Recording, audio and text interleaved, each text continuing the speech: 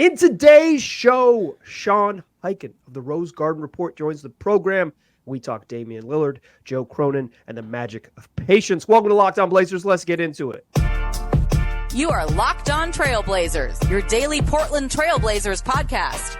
Part of the Locked On Podcast Network, your team every day.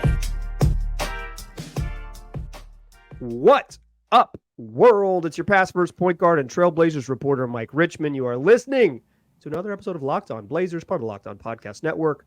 Available wherever you get podcasts, usually every day of the week, but during this August month, we're down to 3 days, and we're having long interviews. And today, or this week, rather, Sean Highkin, the author and owner of the Rose Garden Report, a newsletter coming to your inbox that also has a podcast component, is joining the program. Independent reporting, covering the Portland Trailblazers. Sean, how you doing? Doing all right, man. How about you? I'm doing pretty good. I'm thankful to have your time. I think you've done a really wonderful job adding context and nuance to all of the, we'll call it drama for lack of a better term, but all of the stuff surrounding the Trailblazers this summer. I think you've done a really good job just like giving good context to folks. And so if folks aren't subscribed to the Rose Garden Report, go get yourself some context, like become smarter about how it works. Sean does a really good job with it. I want to kind of talk about that today, but before we dive into the specifics of memos and patience and leverage and all that buzzwords, I just want to ask you, because you've kind of written about this recently, why do you think the roster looks the way it does? The Blazers have just 12 players under contract. They are, even with Damian Lillard on the roster, basically the youngest team in the NBA. Why are we here in August as opposed to maybe further along sort of roster construction? My understanding is that just everything is on hold until the other thing gets taken care of. That's kind of where it's at, because like you don't want to. I think the way that they're thinking about it is, there are guys that they may want to trade for, or there's not much left on the free agent market, but there might be guys that they want to sign. But like, for example, just because it's the one name that's been actually linked, but Eddie Tavares, the guy from Real Madrid, who's a center, 7'3", that's somebody that they would like to sign. But what if two front court players come back in the Dame trade and at some point that's not an area of need anymore? Then maybe, if you've already done that, or you've already like used the mid-level exception and hard capped yourself. I think they're just, from what I've heard in conversations that I've had, everything is just like they're going to fill out the rest of the roster eventually. It's just everything right now is on hold until the Dame stuff gets sorted out and you see what comes back in the trade as far as players, and then what's a position of need, and then you kind of go from there. That's kind of where they're approaching it right now. Yeah, that makes sense to some extent. I don't think they're going to use the mid-level exception. I mean, they might have to use a portion of it, but like they sat out that part of. They're also not going to. There's nobody left on the market that's worth hard capping themselves over either. What, they're not going to give PJ Washington as much money as he can possibly handle or whatever? I guess the he actually would be the worst guy in the world to. He would be the worst guy in the world to. Legitimate target for him, but if they even at the full mid level, the Hornets will match and they will not have it. Yeah, I would think so. So they're on hold. Obviously, you mentioned Eddie Tavares. They're really light in the front court. Like they are. Their backup center is probably Jabari Walker right now, or backup power forward is probably Jabari Walker right now. Their backup center is like Ibu Baji. Never played in an NBA game. He's a two-way guy. Or Jeremy Grant, right? Like but Baji is like the only other like center-sized person that's even underemploy. I don't think, and you correct me if you disagree, but like I don't think they can go into the year like that. Like you said, they have to do something at some point with some minimum contracts just to like be more competitive, I would assume. Well, it's not even just more competitive. It's right now they have, because they just waived Nate Williams last week. Yeah. They now have 12 players under contract, not counting two-way guys. You have to carry 14 during the season.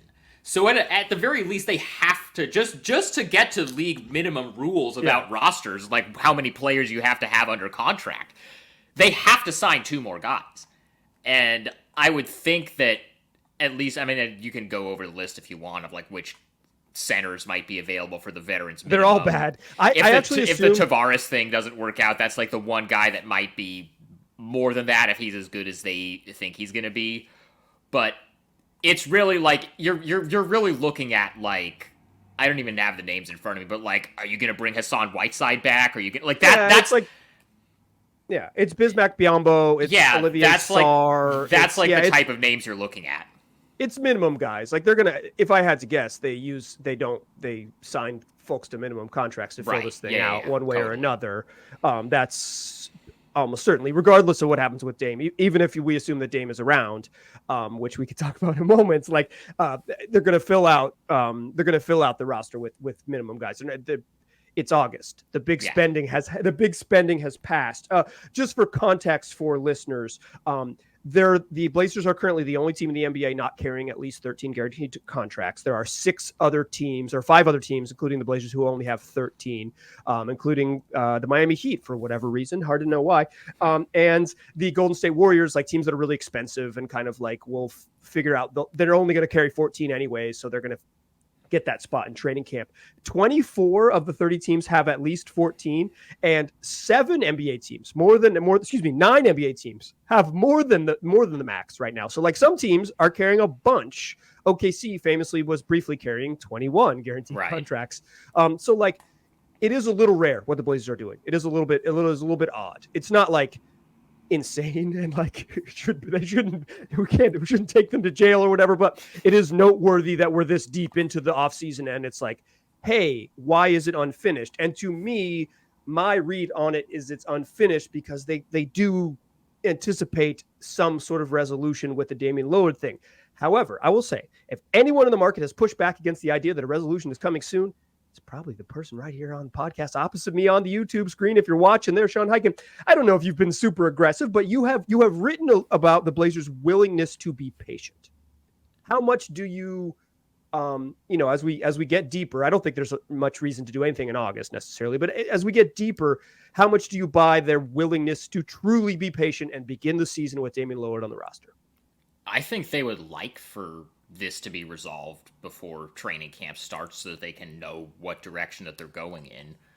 But I also don't think they feel like when it gets to the week before training camp, we have to just take the best deal that is there, even if it's this Miami offer that we don't think is very good, just to have some, like, I think if the version of the Miami deal that's out there is still the best thing they have, and they think that by taking it into the season, even though it'll be a little bit awkward in camp and it'll be awkward potentially the first part of the season, they have a chance to get something of higher value than that, be it from Miami or from somebody else. Then I think mystery second team, yeah, right. Like and that could be either. And I've talked about this before. Like right now, like I mean, the Tyler Hero thing is like a big part of like this whole conversation. And now, like, whenever there's an anonymous report that like X team might be interested in Tyler Hero, I have the people that come to me, like the Heat fans, are like, but you said nobody wants Tyler Hero. I never said nobody wants Tyler Hero. There are teams that would take Tyler Hero and be happy to have Tyler Hero.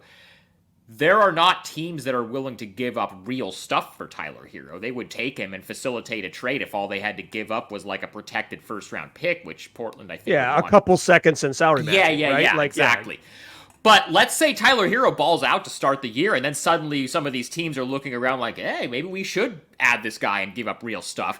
That would be a way that it could, it could get done with Miami during the season. Or I think what Portland would be hoping for here would be a team that we're not thinking about right now starts off the year a little bit better than expected, and they get into December and January and say, hey, we didn't think we were going to contend. We might actually have a chance to contend. Screw it. Let's go get Dame and give up a bunch of stuff for Dame, and then something can get done that way. I think if the general vicinity of like what the offer is from Miami is still kind of what's being reported out there right now, I don't think they are against taking it into camp rather than just taking that. I want to ask about the Miami offer and sort of how far they're willing to go in the second segment. Join Sean and I there, won't you? Today's show is brought to you by Ibotta. Look, you're going to be out there buying stuff. That's how life works. So why not, when you're out there buying stuff, spending money, you get a little cash back while you do it. Enter Ibotta, the place that gives you cash back on hundreds of grocery items, from produce to personal care to pantry goods, so you can make sure you're beating inflation no matter where you're purchasing. Either link your loyalty account or upload your receipt after you shop and get your cash back. It's that easy. The average Ibotta user earns $120 per year. That could cover the cost of an entire grocery trip. It could upgrade your seat to a nicer spot on the airplane. You could take yourself out to a fancy dinner. Other apps are going to give you points that don't really amount to much, but with Ibotta, you get real cash back that you can cash out to your bank account, cash out to PayPal, cash out to a gift card, whatever you want to do with it. And you can earn cash back on hundreds of online brands and retailers too. So when you get started with Ibotta, you can start earning cash back from Lowe's, from Macy's, from Sephora, from Best Buy, and more. Right now, Ibotta is offering my listeners $5 just for trying the service when you use the code LOCKED when you register. So download Ibotta at the App Store or on Google Play and download the free app and use the code LOCKED. That's Ibotta, Ibotta, in the Google Play or App Store, and use that code LOCKED. All right, still chatting with Sean Highkin of Rose Garden Report. You mentioned in the last segment, Sean, that the Blazers would be, at least some, they might like a resolution, but they're not willing to take the offer that's out there. From the Miami Heat specifically. If the Miami Heat put it all on the table, and that would be, realigning the pick that they owe to OKC so they could give away 3 of their own picks, some pick swaps. I believe they can trade 2 second-rounders right now because they've given a lot of those away in their approach to team building, plus Nikola Jovic, plus Jaime Jaquez, plus Tyler Hero to make the money work. Is that enough? Is the best version of the Miami deal enough? Is it because there seems to be some reporting that Miami refuses to put all of their assets on the table because they know that they're the only one in the sort of, it's not even negotiating room, in the negotiating sphere, in the large sphere that includes negotiating teams. Do you think the best version of the Miami deal is enough to get it done if that comes up? I don't think it is. You don't? I don't. I mean, I think if, again, this goes back to the Hero thing. If there was a team that was willing to put so I think to me the issue with, and at least from what I understand, what the issue is from the Portland end of it is, there's not the thing in the trade, and I'm sure I know you've talked about this ad nauseum. We all have, because we're all talking about the same stuff on our various shows, because this is kind of what there is to talk about. But just about every one of these deals for a star of this caliber, there's a thing that's like the thing that's the centerpiece of the trade. Like with the Anthony Davis trade with the Lakers, it was Brandon Ingram. With the Brooklyn Phoenix KD trade, it was Mikal Bridges. It's like there's usually a thing, and like with whether it's, even if it's like, I don't know, let's say Utah were to, I do not have reporting that Utah is interested in trading for Damian Lillard, but if Utah wanted to get in the mix, those Minnesota picks that are actually like have a lot of upside as potentially being high draft picks, that could qualify as like there has to be like, I mean, you can offer like a collection of stuff, and like you can get to like a number of picks that Miami can get to with lifting the protections or whatever. But if none of those things are really very high upside assets, and I don't know, how high upside those Miami picks that are in like 28 and 2030 are going to be. Yeah, like the 2030 pick could be really good, but it also is in 2030. Like, it's in 2030. B, like, yes, that's going to be when Dame and Jimmy will have aged out, but Miami is always one of the teams that's in the mix to get whoever the next guy is that wants to.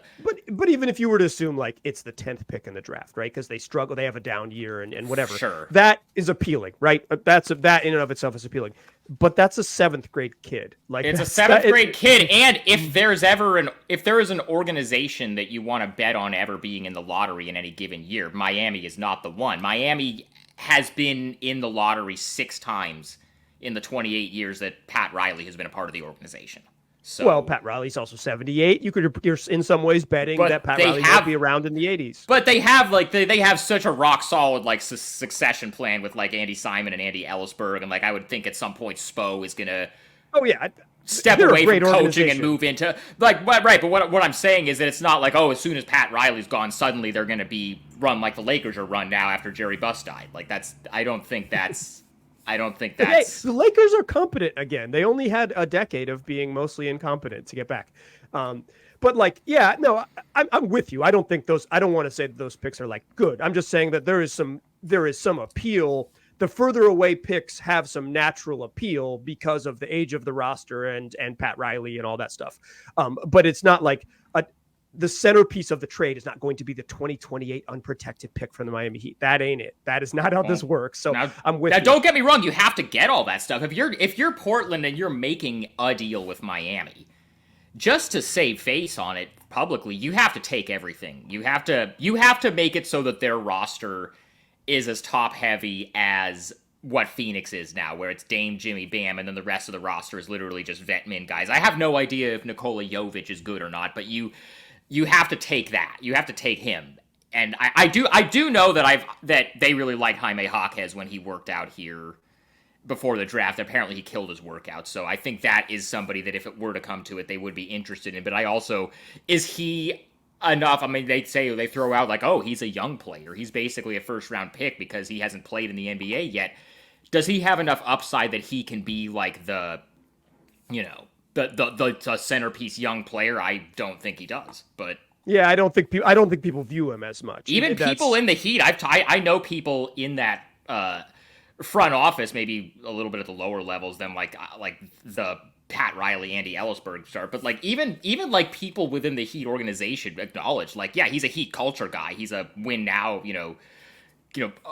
older, college player. Like he's that type of guy, but like even they don't think, oh, he's going to be a future All-Star. Which if you're getting a quote unquote young player as the centerpiece of a trade like this, you want it to be like a Lauri Markkanen or a Mikal Bridges or somebody like, you want it to be somebody with a little bit more upside than that.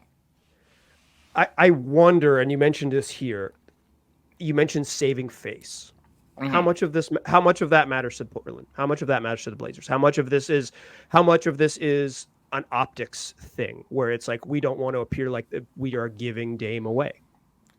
I think that's enormously important because if you're Joe Cronin, like, I think right now he's fine, but with the Blazers ownership situation being as up in the air as it is, he doesn't have the most job security in the world. And if he makes a trade involving Damian Lillard that is seen as kind of on the level of, the Pau Gasol Memphis trade was at the time. I know Marc Gasol was in that trade, but he was a throw-in at the time. You can't say that. He was MVP of the Spanish League. He was good, and he was good. He was a deep second round pick. He was still thought of as a throw-in.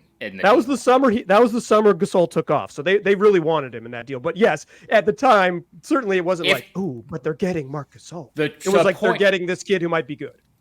The point being, if Joe makes a deal that people look at and say, wow, that was like the lowest value star trade that, we've seen in a long time, that might be his career as an executive. And I mean, I there's this idea that is kind of being floated from like, obviously from the Miami perspective, that like Joe Cronin is being petty and he is in his feelings about not wanting to trade Dame to Miami because that's where he wants to go, and he just doesn't want to trade him there because he's, salty that he wants a trade. I don't think that's the case. We have seen that happen before, because remember when Kawhi Leonard wanted to be traded, he only wanted to go to the Lakers, and the Spurs basically went out of their way to say, we are not trading you to the Lakers. We will trade him anywhere else, even if we get less back than we would have gotten for the Lakers, just to not trade him to the Lakers. I think Portland would be happy to trade him to Miami if Miami can come up with better stuff to trade. And that, I think that, and Joe has talked about this before. Like, he talked about this after the CJ trade where they had different options for, they had a few different offers, and they viewed the offers as like relatively equivalent. And they went to CJ and said, which of these teams would you rather go to? And out of the options, CJ said New Orleans, and so that was the deal that they ended up making. I believe the same thing happened with Josh Hart. They had a couple of different offers, and he wanted to go to New York over some of the other teams that were making offers, and so that was where they sent him. I think they would be happy to, have this be a happy resolution for everybody, where Dame gets to go where he wants to go, and Portland gets enough back to really set themselves up for the future. The problem is that as of right now, Miami can't offer enough for Portland to feel like they aren't giving up the franchise's all-time leading scorer for pennies on the dollar, which is why this is going to have to, again, it's going to take some time. It's going to have to involve a third or fourth team, and there's going to have to be some creativity going on. I don't know if, as of right now, again, we're recording this on August 2nd. Yeah. As of right now, that deal is not out there, but we still have 2 months to go before training camp. I would have to think that whether a deal gets done before camp or not, I would have to think that there aren't going to be zero talks before training camp. Like, there will at least be some stuff floated around about, like, oh, this could be possible, or this team could get involved as a facilitator. Like, but there's really not. My point basically is that there's nothing for Portland to gain by just doing a deal right now that they don't love just to get it over with. Like, Portland doesn't have a like look in the mirror moment until the week of training camp when they decide, okay, what do we want to do? What do we want to do? Right. And if they're comfortable with it, they can move forward and take Dame into camp and like do whatever. But that media day is October 2nd. It's like, that's September, exactly 2 months from now. Yeah, so September 25th or whatever, it's like, okay, what do we want to do? And you can have that conversation, and you can decide, what you value and what's on the table and those things. But there's no pressure to do a single thing in August. Like, there's no value for them. Like you said, there's no value. I want to ask you how this ends. A prediction, a guess, a guesstimate. We'll do that to close the show. Join us in that third segment, won't you? Still a pass first point guard. Still Mike Richmond. You're still listening to Locked On Blazers. Still chatting with Sean Highkin, author and owner of the Rose Garden Report. Get it in your inbox by subscribing. It also has a podcast component available wherever you get podcasts. So I think one of the challenges for me in covering this often in this space is that I don't see the unicorn. I don't necessarily see another team that swoops in, because the sort of the usual suspects either have a point guard or just have even a worse package than the Miami Heat. Right. which like shout out Philly. to Philly. Yeah, Philly and Philly has a similar issue with Tyrese Maxey. The best thing they could give up duplicates a lot of what the Blazers have. Right. The Clippers, always willing to spend, could use a point guard, whatever. It would be really funny to see. They don't have stuff either. Yeah, they don't have stuff. Neither of those teams have draft picks. It seems like Brooklyn isn't interested. They were a team that could have maybe been involved, but I think that's just not what they're doing right now. Maybe they'll do it in the future, but it's not what they're doing right now. The Knicks have stuff, but like Jalen Brunson and Dame. They just paid Jalen weird, Brunson. Like, and I think the Lakers 2 years ago, prior to the Russell Westbrook thing, the Lakers used all their stuff on these other trades. They don't have anything either. Yeah, they did. And so like those are sort of the usual suspects. So it's going to take a team that we don't see. Sean mentioned Utah. I think that's a name that people floated out there because they have a bunch of picks, and they're also run by Danny Ainge, and they're somewhere between good and bad. It's hard to know. Interesting to me. Yeah, and Toronto could make the package, but it's like, if Toronto wanted to put Scotty Barnes on the table, that's instantly the best centerpiece. They'd probably ask for 3 Damian Lillards in exchange for Scotty Barnes. You're probably right about that. But so that's one of my problems when I'm doing this is like I want to say, like, I agree the Miami Heat deal is underwhelming. I agree that it's not commensurate with other recent star packages, although Dame's situation is unique. His age, his size, the money owed to him in the back half of the contract, it's unique. It's not comparable to Donovan Mitchell, in my opinion. It's not really comparable to Kevin Durant, although those are big star deals that have gone down in recent summers that are worth at least considering. So while I have kind of stumbled through those things, Sean, over the last, how long we've been doing this? A month since the trade demand, but 2 months since the season ended, 2.5 months. I kind of have been thinking that it ends in Miami. That's been my guess, is that it ends with Dame getting traded Miami one way or another, likely a multi-team deal. Somebody coughs up a first-round pick for Tyler Hero, and it happens. What is your guess? And this is this educated whatever. What is your first week of August guess for how this gets resolved? I think he ends up in Miami eventually, but I think eventually might be December or January. Okay. I don't think teams are going to become more willing to give up real stuff as a third team before the season starts. I think we get into the season, teams look at what they need. Maybe Tyler Hero is more of a need for somebody, or Duncan Robinson, or whatever the case may be. Somebody is more of a need for a third or fourth team at that point, or somebody has an injury and decides, oh, let's go get Tyler Hero, or something.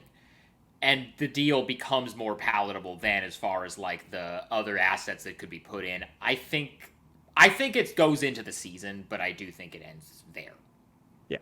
But that's just a guess. That is not reporting. I'm doing the Brian Windhorst, please don't aggregate this thing, because I've been getting aggregated a lot lately. There have been no talks really about anything right now. All the stuff that you've heard about how there's really no traction, that's consistent with what I've heard. This is not sourced on like, oh yeah, they're going to get something done with Miami and this X team taking Tyler Hero and giving up X. This is just my own prediction. It could very easily be wrong. My predictions often are wrong. Yeah, well, okay, I've got a list of all the time Sean was wrong. We're going to pull them up to close the show. No, being wrong and admitting you're wrong is one of the best parts of this job. We don't have the same job. I'm a hobbyist.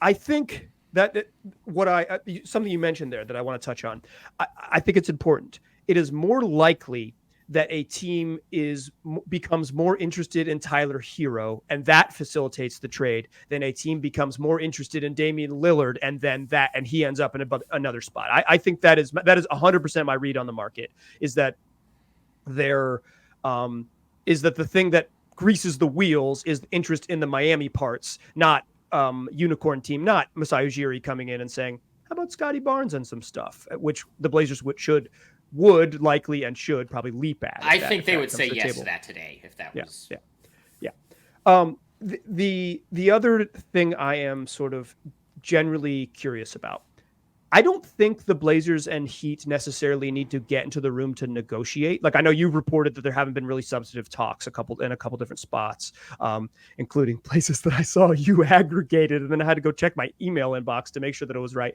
I was like, did Sean actually write this, or is this just something that's on the internet? They love the Miami. One thing I've learned in the last month and a half is that Miami fans love scraping every single Portland podcast and finding any mention of Dame, even if there's nothing new in it, and just posting Damian those as Lillard, clip.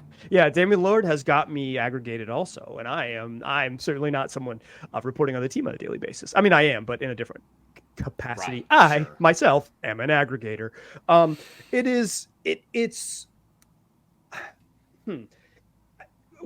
Basically it's like, because there's been no substantive talks, like, my read on is they don't really need to talk. If me and you kind of know what the deal is, so do they. What needs to happen is, and like, maybe I'll just put a fine point on it, Aaron Goodwin needs to find a place for Tyler Hero to get traded. Like, I think that's how this works.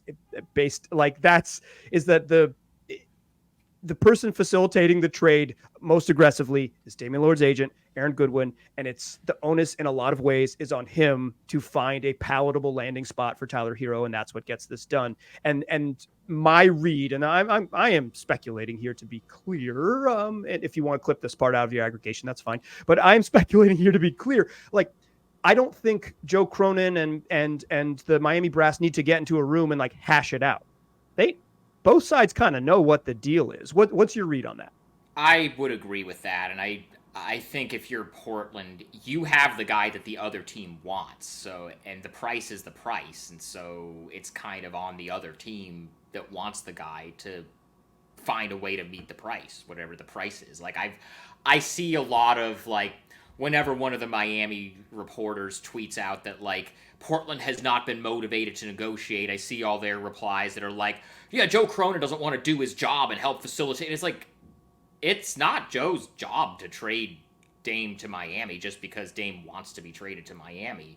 It's, if he'll do it if there's a deal that makes sense for him and for the organization. But, if it's kind of up to Miami to get the stuff that they would need in order to make Portland feel good about doing the deal. And if Aaron Goodwin wants to, go out on his own and call teams and say, hey, what would you give for Tyler Hero, or what would you give for, like, it's not, and I don't even think necessarily it's just, Tyler Hero has to go someplace. Like, and this is not reporting, this is just me spitballing. I'm not reporting that this is something Portland is interested in, whatever. But, like, what if there was a team out there that you could give Tyler Hero and that Miami 2024 pick to, and that makes it for, basically, like, are there, the whole idea would be that whatever the deal ends up being, Portland would be the one that ends up with all of the best assets, whether from Miami or from another team. And if some of those other assets, like some of those other picks or swaps or whatever from Miami, have to be sent to a third team also to make that happen, like, that's another way that this could work. I don't know who that team would be or what the other stuff that would be going back to Portland would be, but it's kind of up to everybody besides Portland to get the price, get the ability to pay the price up to what the price is. Yeah, Danny Ainge, trade for Tyler Hero. That's the call. Or he's not going to do it. He wouldn't. The problem with the Utah deal is that they wouldn't include Lowry or Walker Kessler. And but if they put some of those Minnesota picks on the table, that's and Taylor Hendricks, the guy they just took. Yeah, no, so, I think those Minnesota picks are a lot more appealing than anything Miami. And don't you also think that Danny Ainge would love to do it just to screw over Pat Riley? Yeah, the part of him, absolutely, yeah. But also, that's you're getting into disrespecting Anthony Edwards territory, and that's a dangerous thing to do on the internet. So, it's just like, the kid's a king. What if it's not? What if it's not Anthony Edwards? What if it's somebody that has been offered for both the third pick and for Damian Lillard that Portland has no interest in? Karl Anthony Towns facilitating magic. Yeah, there you go. Yeah, well, there's a lot of I am skeptical. Like Sean, like I think this ends with Damian Lillard in Miami. We are not there yet. Maybe we'll get there. And guess what? You'll be able to find it on the Rose Garden Report and also here on Locked On Blazers. Sean, can I convince you to stick around for another episode for maybe, say, Monday's show next week? Would you be willing to hang out with us? I could be talked into it. All right, stick around. Sean's going to be coming back on next Monday's episode. Make sure you listen then. Dear listeners, tell your friends about this podcast, available wherever you got podcasts and also on YouTube. I appreciate you listening. Come back for Monday's show. Talk to you soon.